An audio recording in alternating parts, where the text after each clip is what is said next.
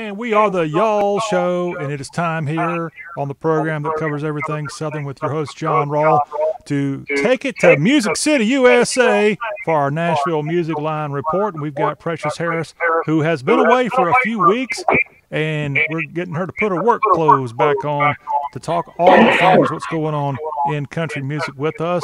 Hello and welcome to the Y'all Show, Precious, your first report for the month of August.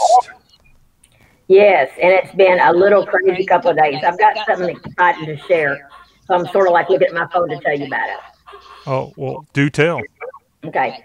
You know, I know that you're probably going to think it's overkill, but I'm very proud of one of my fellow Kentuckians who just hit a world's record of #1 songs as a songwriter. And here we talk about Ashley Gorley. Well, his first #1 was Carrie Underwood, Don't Forget to Remember Me. And then his last one was One Big Country Song, Low Cash. So he's had cut by Justin Lin, Chris Jansen, John Party, Chris Lane, Dirk Bentley. I mean, goes on. Chase Rice, Thomas Rhett. He's had 3 #1s for Thomas Rhett. But I just want to give him a shout out, and you know, for him hitting that 50 #1 spot. Now he just needs to be in the Kentucky Music Hall of Fame. Well, with your bluegrass connections, bluegrass state connections rather, you can make that happen, can't you? I've actually written twice to them and called them a couple of years ago when he was at number 40 for #1. But that's when they were having a change over of management and things like that. It was a little bit, and I planned on doing it this year when I was up to see one of my former kids from years ago named Marty Brown, from like 30 years ago maybe, that was being inducted in the Kentucky Music Hall of Fame. But, you know, like I said, the COVID canceled that, which really like broke my heart. But anyway, but we're going to redo it. We're going to jump back into it. So hopefully when things, maybe next year when flu season's over with and all that's out of the way. And you see my paper mess behind me? I do. I sure do. But you see Elvis on the window. I don't pay much attention to Precious. I don't pay much attention what's behind you when you're right there in front. My eyes are normally right on you, okay? Thank you. And you did mention the coronavirus, and we haven't talked to you in a couple of weeks here. What's going on in Nashville right now? Have things settled down at all? No, it's worse, actually. There's some pending lawsuits. They're pretty sure that 20-something cases came from Kid Rock's bar. You know, I just wish that they would have just practiced the social distancing, like was asked, so that it wouldn't have been quite as bad as it was.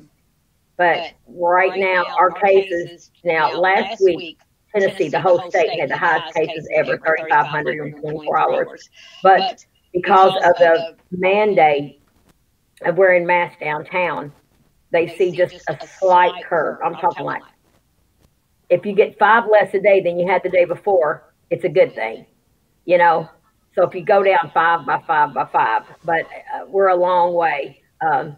It just breaks my heart because most of my kids have live gigs playing downtown at, you know, Tootsie's. Actually, 2 of my kids actually play at Kid Rock's and then Rippy's, Honky Tonk Central. So I've got 5 of them that plays in the live music circle downtown. So it's a little disheartening, you know, but.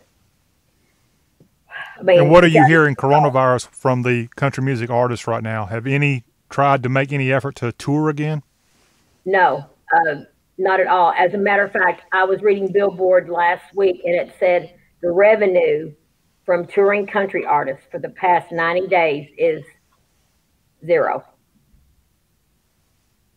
So, Precious, are you seeing any closures along Music Row? Yes. One of my favorite venues where I met John Bon Jovi, Douglas Corner, and you might recognize it in a video with Keith Whitley. I'm No Stranger to the Rain. I'm No Stranger to the Rain, yes. And it was filmed there. They were closing its doors. And then I know the local where everybody plays. It's like the cool place to be. And Jeffrey Reed, who owns it, who is like been an angel to every songwriter, his door's always been open.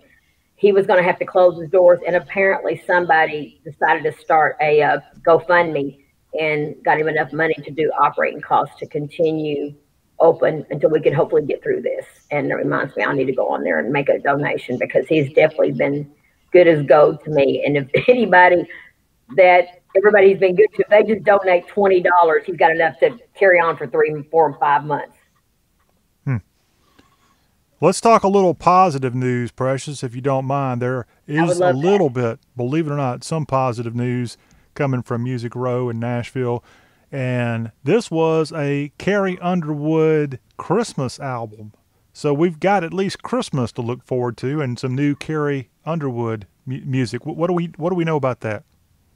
Well, Carrie has never did a country album, so this is super special for her. Country Christmas album. Country Christmas album. She's never did a country Christmas album. She's been wanting to do it for a very long time, but just timing has just never been right. So she firmly believes this is a gift from God, the record. And knowing how much I love her music anyway and her talent, and I remember seeing her on American Idol many years ago, I'm excited to see what she's chosen and some of the songs she's done. So I cannot wait. Haven't heard too much about it. I haven't got the press release yet. But I do know that she said she's most proud of this record in all of her years. So I don't know if, that's pretty big for artists to say, but knowing that her faith, and because she very much practices her faith on everything, every day of her life, because I have a friend of mine that works with her on tour and things, and on tour with her, and what you see is what you get. She does love the Lord. So I'm excited to see how she celebrates Christ's birthday in her music. And that album is currently available, is that right? No, not yet. No. Okay. I think they're going to release it in October, I think is what I heard from the RCA, not RCA, but her new record label, UMG. Oh, okay. Didn't realize she'd made a move. Yeah, she made it about a year ago. It's so funny. She left Sony, and Tim left Sony, and Faith left Warner Brothers, and then they went over to Tim is back over at Big Machine. Faith is still at Sony, and Carrie went to UMG. Yes, record label hopping. Just a little confusing, especially when you think back to where Faith was a long time recording artist on Warner Brothers, and then even longer was Tim McGraw at Curb Records. Yeah, and I mean, if you think about it, I remember seeing her celebrate. I think there was the Bluebird. I know the party she was with, but I'm not going to mention any names.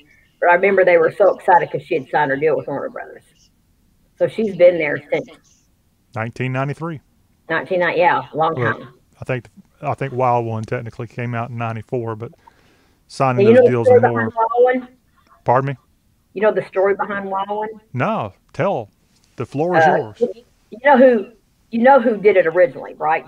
No, I don't. Tell me. I think it was Janis Joplin. No, that was Baby Take a Piece of My Heart, her second single. Yeah, her second single, that's it. But yeah, that's the song I'm talking about. But I didn't realize that Janis Joplin did it because I'm not a Janis Joplin fan. Nor am I. Okay, but, don't get me wrong, I love her voice. But anyway, they did not let her hear the original version. She had no idea that it had been cut before. And they let her do it country style because they didn't want her to hear the rock influences of it before she went in the studio. So when she heard the original, she's like, wow, mine don't sound anything like that. And they're like, yeah, that's sort of like what we wanted you to do, So anyway, I thought that was a cute little story, even though I didn't know that Janis Joplin had cut it. You're allowed to not know everything, although you should know most everything in country music, Precious. I try. We were talking about Garth today, and I remember some of the things that seeing him at CRS, and I remember I had met him before he ever became Garth at the Bluebird, and he was there with Tony Murata. He kept telling Tony he wanted that song to dance, and but Garth was. I know everybody says, "Oh, Garth this and Garth that," but I'm serious. If you ever get to know him, like I knew him in the beginning and got to meet him at the Country Radio Seminar and just watch his career go from him, nobody coming up and saying, "Hey, how are you doing? Love your song," at the Bluebird to, 1 million people in Central Park. It's like, whew, Then I found a magazine a while ago, as you can see my messy office I'm working on cleaning. I found where he was on the cover of People magazine on why he chose family over fame. And you have to think about this. I mean, that took a lot of guts, and I know that he made the right decision. It just goes to show his dedication to his kids. And I know that his daughter, Allie Colleen, she's got a single dropping this month. And he comes to her shows, but you'll never know it. She played with my little cousin a couple of years ago, 2 years ago, at 3rd and Lindsley. And I saw them walk up the back steps when she got on stage, and I thought, oh, that's cool. But they said you couldn't see him, but he could see her. And then they snuck him out the back way when he, before she got off stage, he was out the back door and gone. But he got to see her perform. But talking about Garth, Precious, he's in the news here. His family, both Garth and his family, in the news the last few days. One for a good reason and one for an admirable reason.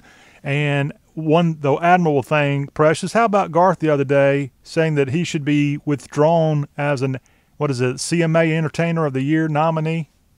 Yeah, and some people thought it was a publicity stunt, but it's not.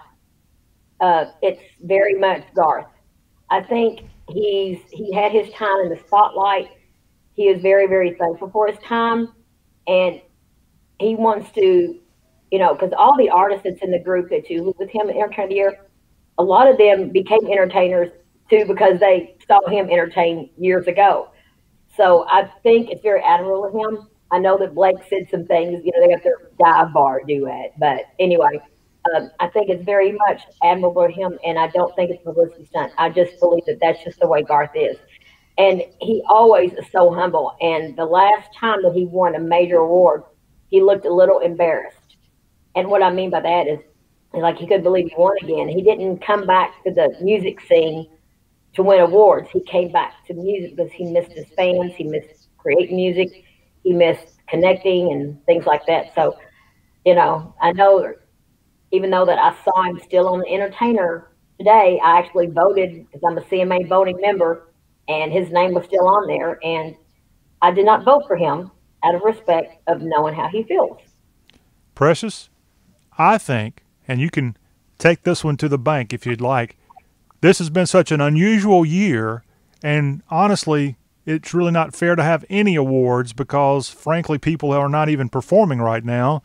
I still think there should be an award show, but I think every artist should say, we don't want to win an award this year. Let's give awards to the fans. Let this be a fan year. We'll still have an award show. We'll still have a great time. But for 1 year alone, let's make this about the fans who make all this happen anyway. How does that sound? Oh, I love it. I mean, I love to have a fan show. The biggest thing is because you can tell the fans, like I said, I'm watching Instagram, and I'm not really good at Twitter and Tweety and whatever they call it. But, Conway Tweety. Yeah, I'd love to have some kind of show for the fans, like the fans voted show, like you said, Music City News, years ago when the fan voted for all of those through the magazine and mail-ins and stuff. I would love to see that, but I do know that there's been such a disappointment in I know that right now, the hardest part is I've been doing 10 Pan South ever since it started. And I've done NAMM shows for 30 years, and it didn't happen this year. And I just felt like the rug has been pulled out from under me just because of me covering it for media and the things I love to do. Because the biggest thing is I use NAMM as an educational event for my clients to understand what NAMM's about and why they go there and why they need to be there. About 2010 or 2011, I took Michael Ray to his first NAMM show and understood what endorsements meant. I think now he's endorsed by McPherson Guitars, but he knows why he's endorsed now, why it's so important to do it. 10 Pan South was the gut buster, like in my gut. Miss it very, very much. But I know that NSAI made the right decision. I know they got an online NSAI seminar, which I'm trying to promote and help out. Because even though they're not going to be in live person, I do know that NSAI is really good about doing the live excuse me, the connection with their writers and their members online, especially ones who live out of state that can't make it to Nashville. So I think that's the big. So I think the third kick in the gut would have been not a CMA Awards. I don't know. I'm praying things will be a little bit more leveled out so they can have them. I'm hoping that it does calm down, but we're looking at the 1st of August, and this started March the 20th. We were supposed to peak at the 3rd week in April. We peaked all right. We went down. Then we opened up the city, we're back up again. So I'm praying that they can just keep the mandates and just wear the mask. It's like wearing a safety belt for a little bit longer so we can get through this. Because the one thing we all miss is it's human nature to 90% of us want to socialize and be out. And I just know that CMA look forward to the year, to the after party, we always go to prom, and we usually have 20 people do the CMA things for the, the CMA Awards. We all get tickets and go, and it just, audience company always does a wonderful job of helping the CMA during those times during the CMT Awards. I was heartbroken this year to miss that. CMA Fest, I just try not to think about that. Every month there's something wonderful going on, and I just want to get back to normal quickly and safely as possible. Precious Harris is with us, and she's using a lot of the buzzwords from the music industry, and that's because Precious Harris is a buzzword in the music industry, as she has the website collegeofsongology.com. You can go there right now and learn about how Precious directly impacts people who want to be singers and songwriters as they come to Nashville and come to Music Row. She can guide you or someone you know in their path to either be a songwriter, singer, or both. And she does an amazing job. I've been to Nashville many, many times and seen all of her lineup of people who are out trying to do the great work that she is very, very good at teaching and helping and being the mama on Music Row. That's what Precious Harris does right there. collegeofsongology.com is the website. Also, check out NashvilleMusicLine.com. That's where you can find a lot of Precious's information about country music, news and entertainment, and history, what all's going on there. And we also want to let you know that Precious is the czar of I Know Country, and that's got 366 daily country music questions and answers for you. You can go to the website iknowcountry.com and get your ebook copy of all that goes on with that. Again, iknowcountry.com is one website, Nashville Music Line is the other website, and we want to let you remind you that collegeofsongology.com is your other website to check out for all that Precious Harris does. Precious, you are a busy bee. I know. I feel terrible. I'm like, let's just do a video because I look like crap. But, organizing, you have to look halfway decent in case somebody just pops into your office like one of my clients just did. Oh. He just moved here from Pennsylvania. You didn't hear Zach? Come and say hi. Hey, Zach. How you doing? Zach. Amazing singer. I like it. He can be the first country music star that wears the sunglasses above his eyebrows. I love that. Well, I told him, I said, can we meet Monday? He goes, well, I'm driving back 12 hours from Pennsylvania. I said, no, I want you to be here safe and get here safe. So Pennsylvania brought Taylor Swift to Nashville, and maybe Zach can be the follow-up to Taylor Swift. Well, he's actually, if you get a chance, go to iTunes or Amazon Music or Spotify, Zach Grace. He's really, really good. All right, we'll do it. We'll have to get him on. And Pennsylvania is my favorite Yankee state. I'll have to admit they're not too bad for Yankee states. What do you think of that, Precious? Yeah, I had to be mine too because my best friend Sandy's from there. So yeah. Yeah, and I know there's other states that have pretty good qualities about them, even though they're across that Ohio River. But Pennsylvania, they're all right in terms of the northern state. It's a very country state outside of the two big cities. It's probably more rural than Kentucky. Oh no, I'm serious because my friend used to run a dairy farm up there, like 500 head. And then one of my other little kids, Courtney, she's in upstate New York, and it's in Buffalo. And she's actually gone back home for the last couple of months to help her dad with the dairy farm because it's just been really hard. But she's got 3 songs on the CDX chart. I'm so excited. Ooh. Courtney, you met Courtney, I call her my little farm her. I've heard about her. I've not met Courtney. We'll have to. she's a sweetheart. She's been there. She's my rock when it comes to changing my light bulb in my taillight from paint my office. She is like, I met her. She was parking my car at the cancer doctor, and I told her it'd be 5 years before she would have something big on the radio. She goes, oh, it's going to be that. It's going to be quicker than that. But it's so funny. I reminded her last month when she told me her third single come out in June on the radio. So she's got one by Brooke Butler, and she's got one with Dallas Remington. Now, Dallas has got almost 225,000 streams on a song called Uncommon Man. And I guarantee you Uncommon Man would fit your daddy like this. Okay, yeah, I see that. Yeah, that's it. I'll have to get a copy of that. Hey, let's have a little trivia question since we're having fun with Precious Harris on Music Row today. I Know Country Q&A from Precious Harris named the female artist whose first #1 on the Billboard Hot Country Songs chart was titled Any Man of Mine. And we'll have to go across the border for that one. I'm not sure it's the Mason-Dixon line for the answer to that one. We'll have the trivia question answered here in just a second. On that chart news, some recent #1s, recent big hits. Sam Hunt, Hard to Forget. One Margarita, Luke Bryan was a big song out.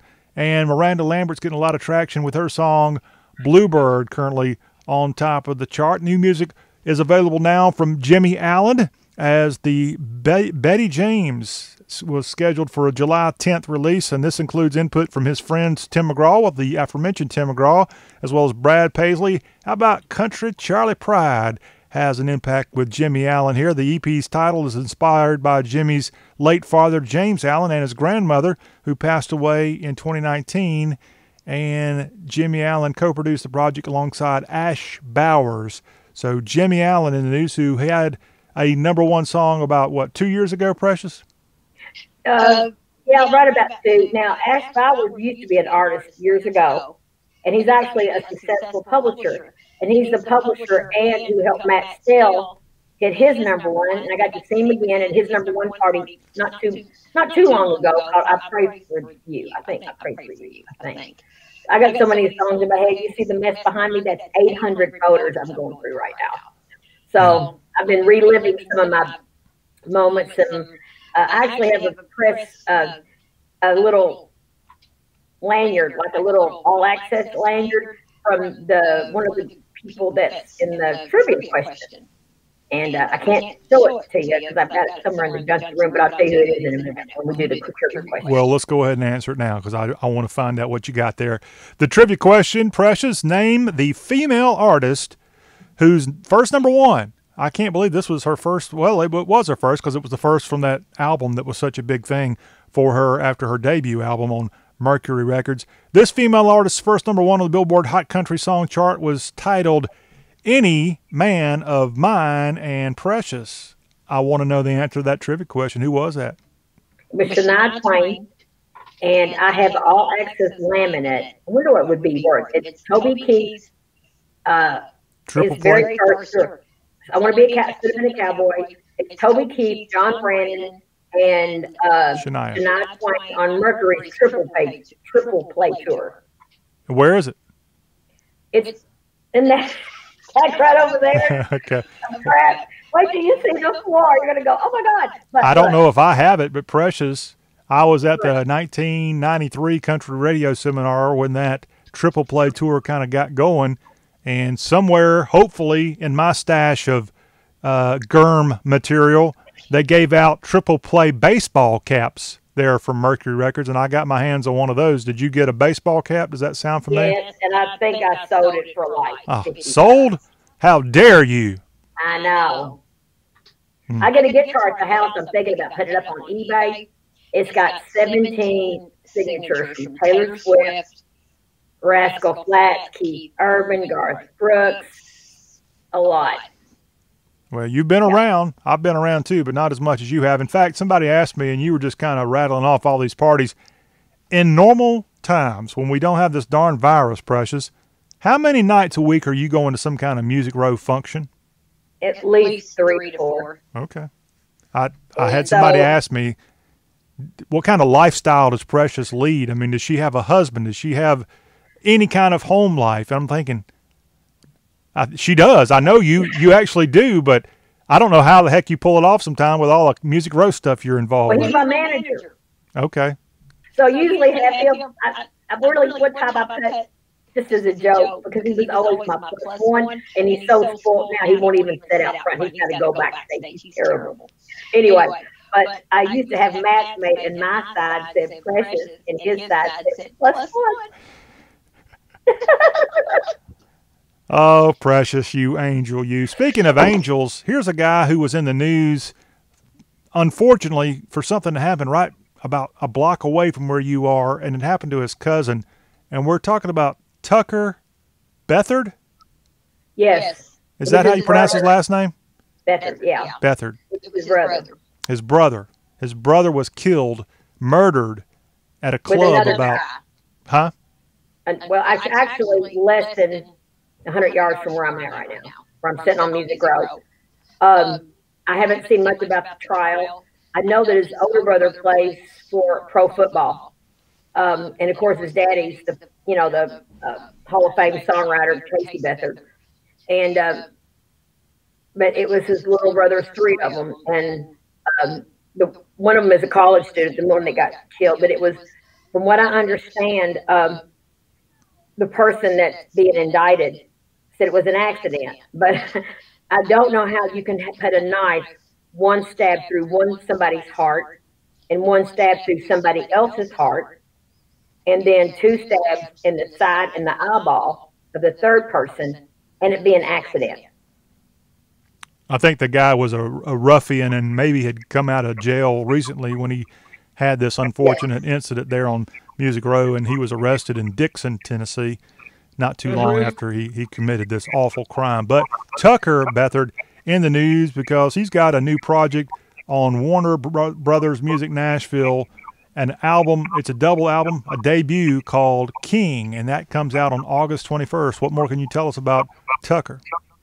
Well, I know that it already been in the process before everything happened. I know he did take a break for a while, but he actually had not had a publishing deal to this about a year ago or so, but he had been, signed for a while at the record label. But he's actually been in the songwriting circles, and I've seen him at Ten Pan South with his daddy. And of course, I loved his daddy, watched his daddy grow up here when I first came to town. It was really surprising to see how really talented he is. And if there ever, I know people think about John Denver as a songwriter, but if there ever was a modern day John Denver, it's Tucker. He's just amazing. I'm just a huge fan of him as a writer and as a person. Just amazing. And I cannot wait to hear the record. Precious, how unusual it is for a debut album to be what's called a double album? It's very unusual. It just doesn't happen. But he has got a lot of support from Music Row, and he has a lot of support from the songwriting community, because he wasn't, don't get me wrong, he can sing like a bird, but his first love is songwriting. So he had the songwriters rally around him. And from what I understand, the reason why they decided to do a double record is because that they had so many great songs that it didn't really cost that much more to do the double album, and why not? And it's something that once the pandemic's over with, or at least slows down and everybody can get back to at least semi-touring, that he'll be able to tour on that record for at least a year and a half or so. Makes a lot of sense. And again, great songs there, and a great album, King, coming out real soon. Hey, speaking of songwriting, Precious, I need to lower my voice as we get ready to talk about this next subject, and I think I'm going to do a little whispering. I'm going to do a little whispering, Precious. I might even break into kind of a whisper song. Oh, there was a time, Precious, when a guy who was born in Columbia, South Carolina, made his way to Georgia, even went to school at the University of Georgia, worked in WIMO, I think was the call letters, in the town just to the north of Athens, Georgia, got in the radio there. I think the call letters WJJC. And he went on from there to Nashville and started writing songs, Precious.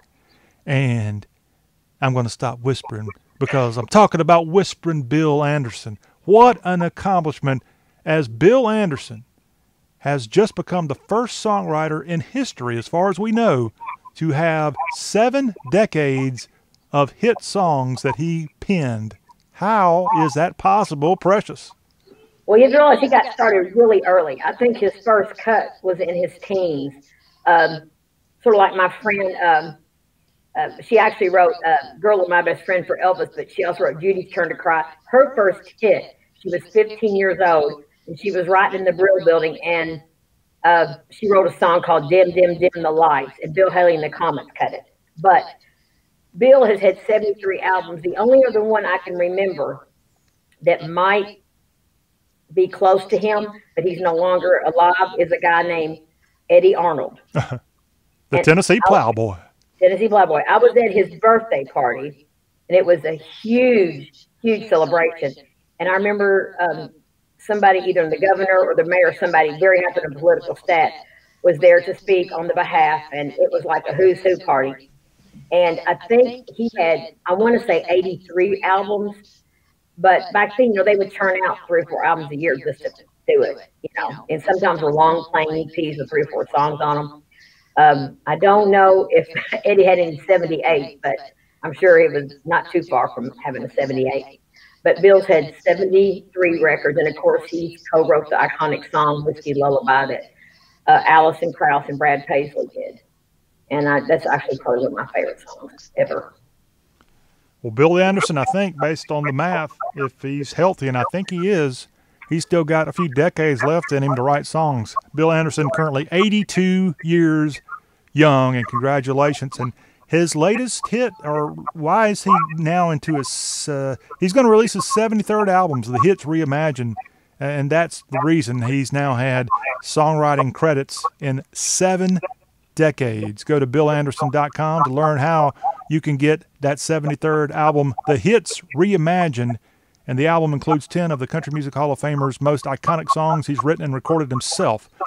So, yeah, Po Folks, City Lights, some of the big songs written by Bill Anderson, and some that others have taken to the top of the charts, like Whiskey Lullaby. Congratulations, Whispering Bill Anderson. Precious, I still miss his Po Folks restaurants. I know. I was just saying about that when you said that. I actually love Po Folks, and of course, I got to know him pretty good when we were doing Chicken Soup and Country Soul. And but I do know he's just the most. I mean, I don't think he ever stopped smiling, even in his sleep. Because when we're actually do it, everybody came up. He was always smiling, even when he's not even looking at me. He's smiling. So could be smiling. Well, if I had 7 decades of songwriting hits, I'd be smiling too, Precious. But I'm not smiling because I don't have 7 decades of songwriting hits. Plus, I'm also, as I said, bittersweet about Po Folks restaurants, because in my Nashville years, when I lived in Hermitage, Tennessee, the apartment complex I lived in, literally, Precious, was right next to Po Folks, and that was one of my. I remember what you're saying. I'm like, yep, I remember. And I remember that was a reward, maybe once a week, to go there, and also to nearby Uncle Bud's Catfish. Don't mention catfish. My husband hates catfish. Oh, the heck with your husband, your manager. I know. He goes, ooh, that's it. Is he more of a husband or a manager? He's a manager. Well, we literally, believe it or not, during COVID, you see Casey Musgrave get divorced, and some of the other ones. We've actually gotten closer in our marriage, and I sort of threw out just a little bit of hint, because the wedding, when we had our wedding, my brother, the day before our wedding, has been diagnosed with terminal cancer, so our wedding was like, it was fun, but it was just like anything that could possibly happen that day. So I want to renew our vows on October the 1st, and he goes, oh my, because he's British, and he goes, do I have to get a tux? I'm like, no, I thought we could do it in our pajamas. Pajamas? Where are you from? No, seriously. I thought he was, I said, no, I'm just kidding. He said, nothing fancy. I'll dress up in a really nice white blouse. You dress up in your favorite Stax t-shirt that I bought him. And it's mainly just to have my brother come down and renew our vows, because, like I said, COVID is actually making our marriage stronger. And his recent health things with his not being able to speak since December has been really rough, but he's doing good now. And I couldn't even praise Beathard Vocal. And I knew about Beathard Vocal Clinic years ago. With Faith Hill went there, and Patty Loveless, and I remember wrapping up gold records for them to hang on the wall. If you walk down the clinic, I'm like, I wrapped up that gold record for Tom Anderson. I wrapped up that record for Roy Morgan. So it was really funny to be able to see the records. And all the nurses said, you did that? I said, yeah. They go, it's been there a while. I said, I've been in town a while, you know. And so anyway, it was pretty cool to see some of the couple of records that I did actually pack up in bubble wrap. And I don't know why I did not take them over there because it's so close. I can't remember why. Because back in the 90s when you were doing all that, those records were selling millions and millions of copies, and you had the money, the record label had the money to just ship it. Probably send it. It probably went from Music Row to Memphis via FedEx and right back to Music Row. It probably did, but it was a Don Anderson, Win, and Roy Morgan. Something in red.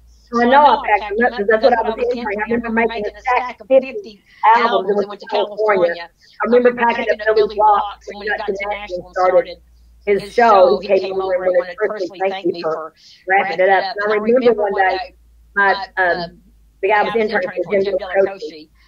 He runs the Pocono Music Festival now, but anyway, he starts laughing and he goes, I just got off the phone with so-and-so from USA Today. And he said it took him an hour and a half to get to the bubble wrap for his gold record from Tom Anderson. And he said, all I want to know about was it broken. He goes, oh, hell no, it wasn't broken. But he said, I took it out after the bubble wrap. And so he said, whoever wrapped it, that was my intern. He said, well, she did a really good job, you know. Precious Harris, everybody. There she is, Precious Harris, Nashville's original rap artist.